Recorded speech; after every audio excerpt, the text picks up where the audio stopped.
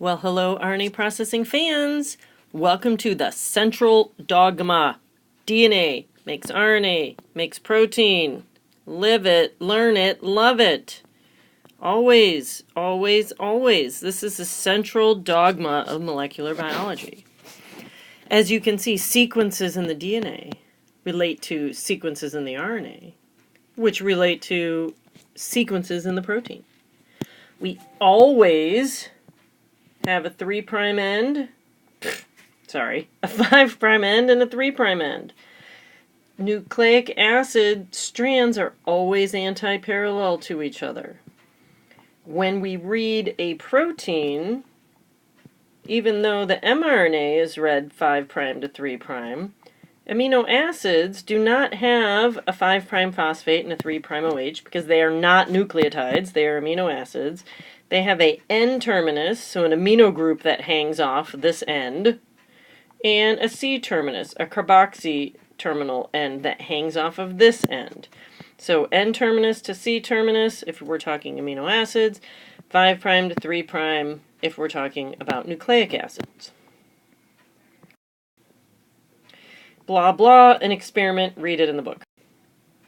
Okay, here's examples of two different eukaryotic genes, right? Euks only, here,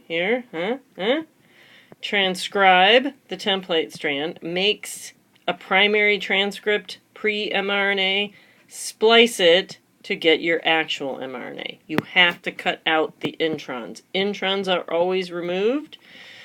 Exons are left behind. Again, here's introns are the light green.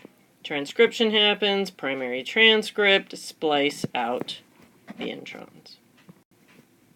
Ignore, we're not using. And yes, what about prokaryotes? Prokaryotes, what you see is what you get. You have the 5' untranslated region, yes, just like in Euks. You have your start codon, yes, just like in Euks. You have your coding region, yes. You have your stop codon, yes. You have your untranslated region, yes. But that's it. You don't do splicing. This comes off directly from your mRNA. There's no capping, there's no tailing. What you see is what you get. I have no idea what that crap means. That was from another semester, no clue what I was talking about. Ignore, please. Thank you. Okay, what about Euks? Yes, 5' untranslated. The cap. Right? Methylated guanine upside down. The tail. On the 3' end is added polyadenylation. Poly A, lots of A's. Protein coding. Exons only in the final mRNA. Right? That's not what comes out of transcription. That's what happens after transcription and RNA processing. So what are we going to talk about? This stuff, yes. Capping, 3' cleavage, adding the tail, RNA splicing. We're not going to talk much about RNA editing, even though I'd love to. We don't have time. Okay, the process of capping, it's a 5' to 5' triphosphate linkage. It is not, what color should I have? Not, that's not what I asked for. Phosphodiester. What's phosphodiester? 5' to 3'. 5' phosphate, 3' OH. Is that what this says? No! It's a phosphate-phosphate linkage. Completely different than a phosphodiester bond. It's upside down. There's actually a methyl group on that cap. That's what the small ribosomal subunit grabs onto in eukaryotes. So you have to have the cap. It also protects the end from being degraded. Remember, naked DNA, naked RNA, naked nucleic acids get chewed up in the cell. Yes, yes, I like what you've done here. So here's how it works, right? Jam it on there, upside down, add the methyl group, bingo, we're done. More methylation happens. It's totally protected. That's the on the end of the 5' UTR. Woohoo! There you go, people. There's what it looks like. Is this a phosphodiester bond? No, no, no, no, no, no. Where do you see a phosphodiester bond? Do you see one? Do ya? Do ya? Oh, look! It's a 5' phosphate, 3' OH right here. There's our happy phosphate. So much. I'm feeling verklempt.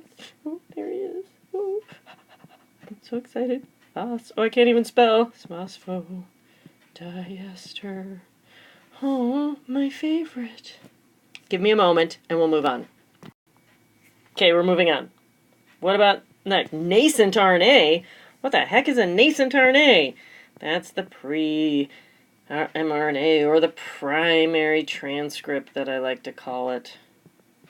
Right, cleaved downstream from that sequence by a ribonuclease. Then poly-A polymerase. Guess what? It's a polymerase. What do you think it does? It adds A's. How do you think it does it? 3' ends, 3' OH in 5' to 3' direction. Like all polymerases. Lots of them. The more you have, the more stable it is. Enhances the stability. Helps get it out of the cytoplasm also. Needs to have the tail, can't get out.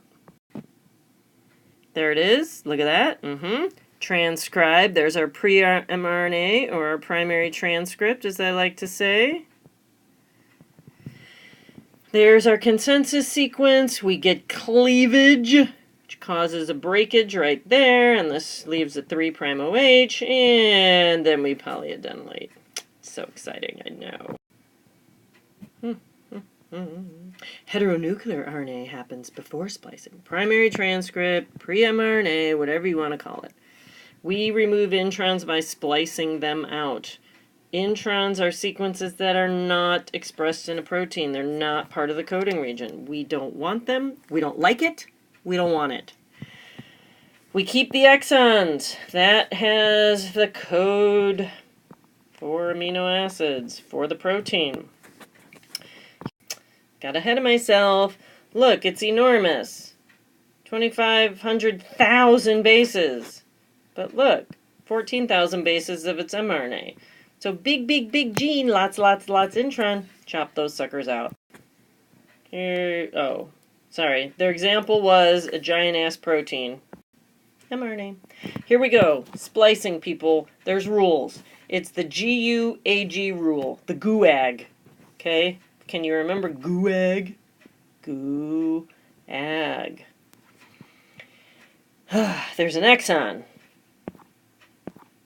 On the edge, on the edge of every exon, we have a 5' splice site. It's a consensus sequence. We're only remembering GU, right? But this is the consensus in the real world. If you go look at real genes, you'll find this at the splice sites.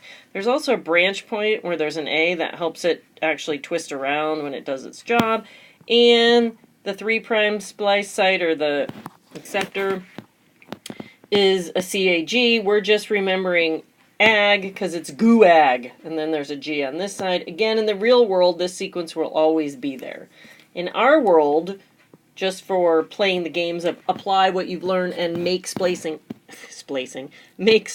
happen, we're looking for GUAG. Okay? Yes? Yes? Thank you. Splice donor or 5' splice, GU. Exon GU, 3' AG exon. So the GU and the AG part are part of the intron. They go away. So when you do your splicing, that has to be part that disappears. They do not end up. The GUAG does not end up in your mRNA. The intron goes away, right? Naked DNA gets chewed up. Exons are ligated together. Look, there's the intron that comes out. Oh, look, here's the whole thing. Okay, GUAG. Right there. Comes out. This guy actually goes to the branch point. Blah, blah, blah. That's the interaction. I'm not going to ask you about that. You can learn about that in biochemistry. Right, the intron is released as a lariat, right? Looks like a little lasso guy. He gets chewed up, blah, blah, goes away. The other two get spliced back together, linked, phosphodester bonded, and sent for translation after we cap and we tail. The spliceosome. Here's the process. You don't need to know it. Okay? The spliceosome does the work. A whole bunch of proteins that puts us all together and cuts and links and recuts and links and ligates. We're not knowing anything other than it is the spliceosome. Here's the actual gene. Let's look for, ooh, here's our Tata box. Right there. There's that guy. It must be a eukaryotic gene. About 30 base pairs upstream of the start site. Ooh, here's the transcription start site right there. Ooh, here's the start codon, right? Remember, this is DNA. So it's a T, but really in the RNA it'd be AUG. And now here's intron 1. Look, GU. It's GT because it's the DNA. Ag, GUAG, right there. GU, GU. This is a biggie. Ag, all the way down here. GU, ag. And then a stop codon. Yay, it works. So that's all those introns would be spliced out. Here's your first upload for this. I already drew all over it for you to help you so you could see. So you need to kind of recopy this. I know it's a pain in the ass. I'll try to make an upload of the template. So look for that in Moodle. If it's not there, that means I just didn't get to it. So try and look for that. But take your sequence, find your GUAG, right there. You can use this one or this one. Remember, we're not doing the whole consensus because that would drive me insane trying to make all these sequences that actually work. But GUAG, so here or here, and then put them back together, but with the actual nucleotides. At least the ones right around it. You don't have to do the whole thing. So don't draw two boxes, exon 1 and exon 2. Actually write out what sequences would be left here and left here, splicing this together, removing one of the GUAGs. Pick one. It's up to you. See? GUAG. See? See? If you're on this strand, looks like this. If you're on the opposite strand, looks like that. Okay, folks, this is it. Transcribe this entire DNA region using the top strand as the template. So the top strand as the template, which means we transcribe RNA, complementary base pairing, right? We would start down here in the 5' end, going 5' to 3'.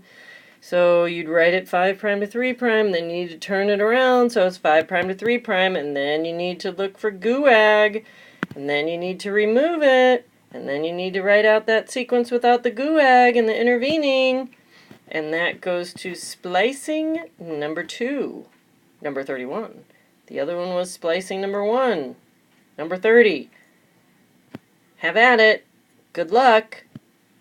And I don't know. Enjoy it, I guess. It's nerdy fun.